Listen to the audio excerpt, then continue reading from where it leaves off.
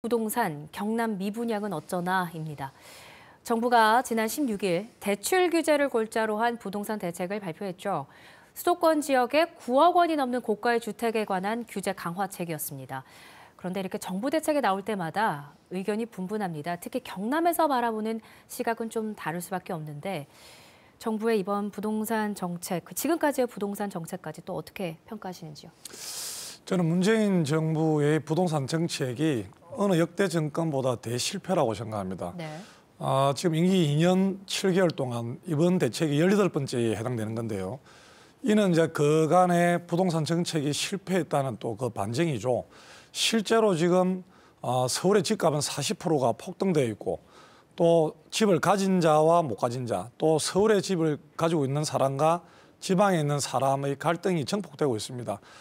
최근 아시다시피 그 오마이뉴스에서 또 여론조사를 했는데 이 국민의 60%가 현 정부의 부동산 정책을 신뢰하지 못한다는 또 결론도 나왔죠.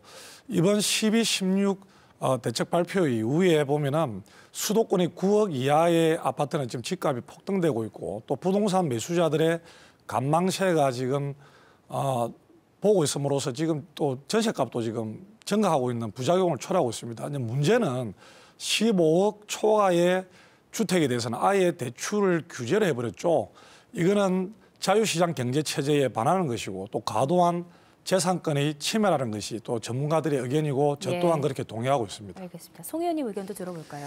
그 주택의 집값 상승은 사실 수도권 문제와 관련 심각한 문제예요, 사실은. 그래서 집값을 잡지 않고 주거 안전 정책을 내오는 것은 저는 불가능한 일이라 생각을 합니다. 그렇다면 어느 정부나 할 것 없이 수도권 지역의 집값 안정화, 주거 안전 정책을 펼치기 위해서 갖가지 정책을 내놓을 수밖에 없고 그것은 사실은 수도권의 가밀화 문제를 해결하지 않으면 근본적인 해결책은 저는 없다고 생각합니다. 그러나 근본적 해결책이 없다고 해서 손 놓고 있을 수는 없는 거잖아요. 그래서 지금 있는 상황에서 어떻게 하면 좀 더 효율적인 방안이 없을까를 고민을 하는 것이고 그와 관련해서 사실은 이제 다가구를 주택하고 있는 사람들이 조금은 부담을 느끼게 하는 정책들을 가져가야 한다 봐요. 그렇다고 보면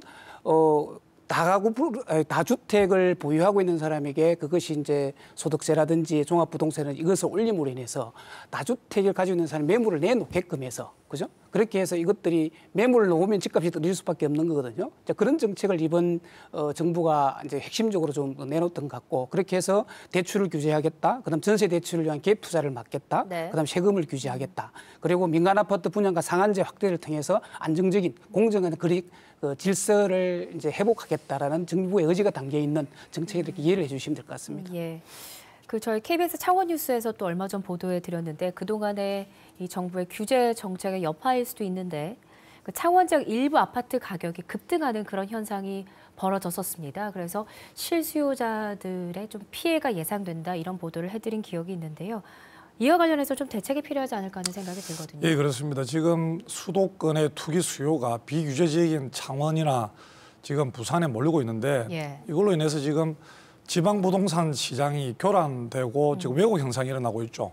실제로 창원 같은 경우도 지금 서울 거주자들이 또 창원의 부동산을 매수하는 것이 전년 대비해서 굉장히 대폭 증가하고 있습니다.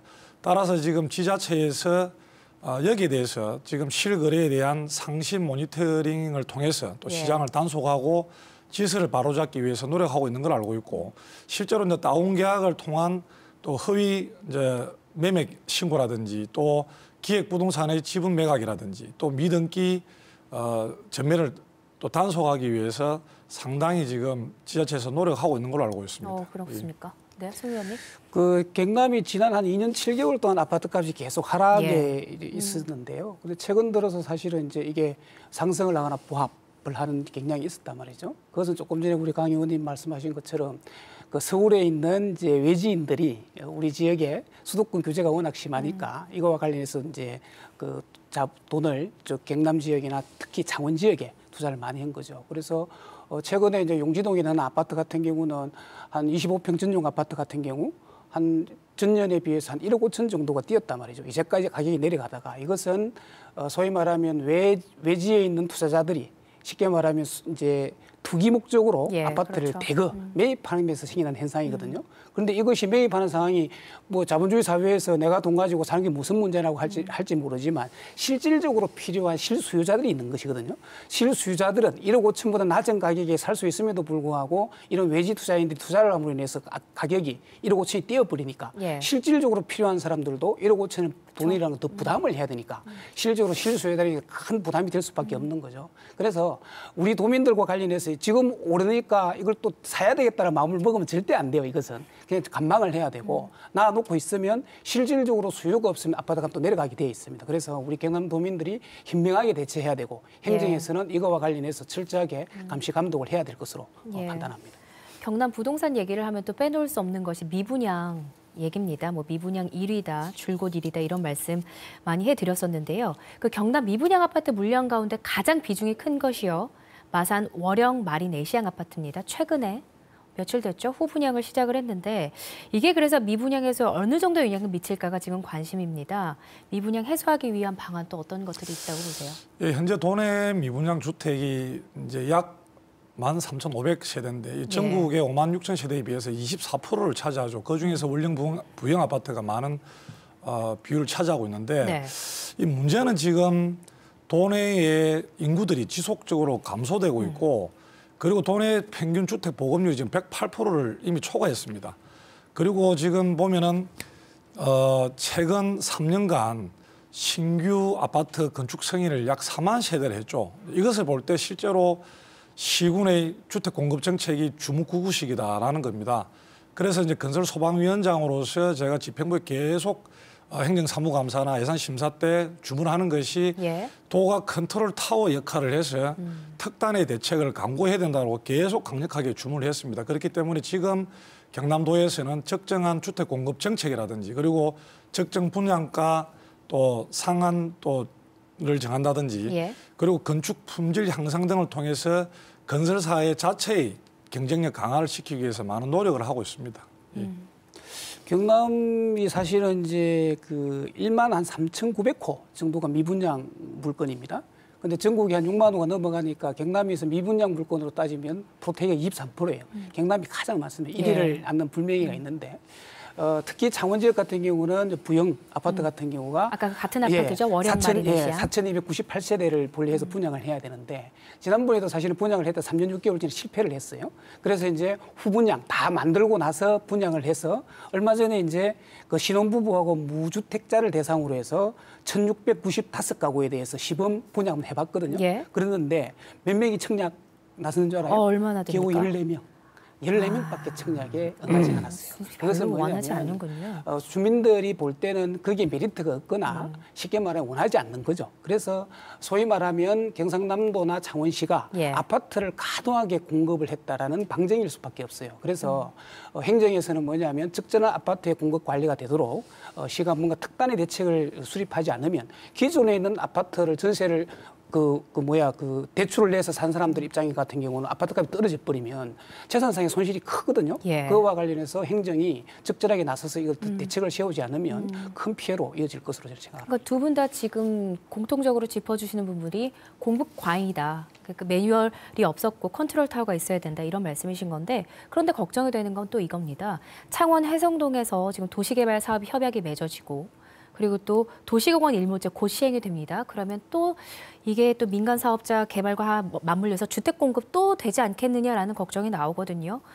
지자체 그러면 이런 경쟁적 주택 공급은 어떻게 평가하시는지요? 이 중앙정부뿐만 아니라 예. 지자체도 이 주택 공급 정책에 있어 가지고 이 수요와 공급의 시장 가격 구조뿐만 아니라 예.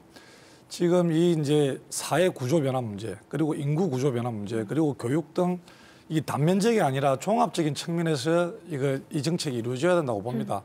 즉 먼저 우리나라 같은 경우 잘 아시다시피 지금 대도시화로 인해서 산업화 발달로 인해서 지금 대도시에 워낙 인구가 몰리니까 이 주택이 지금 재산의 주요 정식의 수단이 됐고 이게 지금 투기로 변질이 됐죠. 이것이 이제 사회 구조, 사회 정책의 변화 그리고 또 1인 가구로 정책이 변화되고 있는 부분이고 둘째는 아시다시피 또 2017년부터 지금 만 65세의 고령 인구가 전체 인구 대비해서 비율이 14%로 높죠. 지금 예. 고령 사회로 접어들었죠. 예. 2025년도에는 20%가 초과되어 초고령 사회가 된다 합니다. 이 또한 이제 인구 구조 변화의 문제.